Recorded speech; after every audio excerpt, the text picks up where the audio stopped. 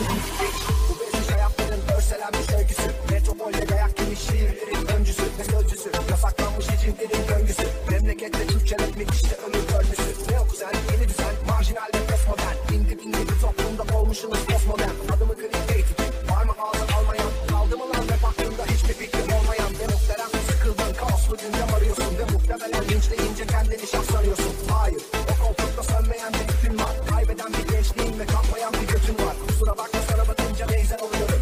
Yollarda eşlik ediyor, bir şey yapmadı.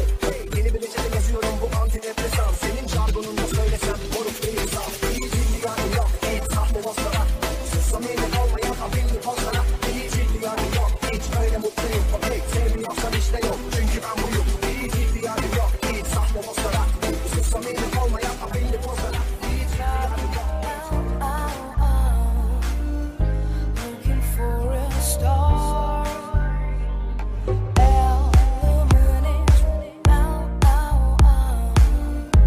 Looking for a star.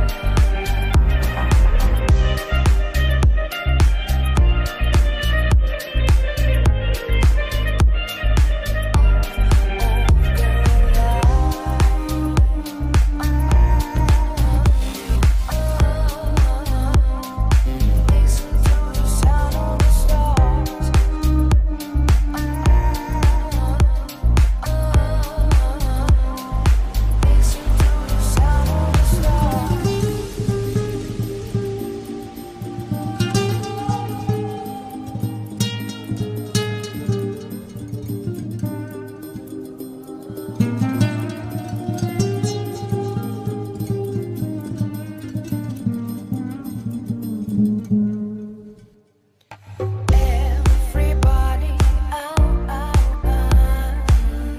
searching for a child.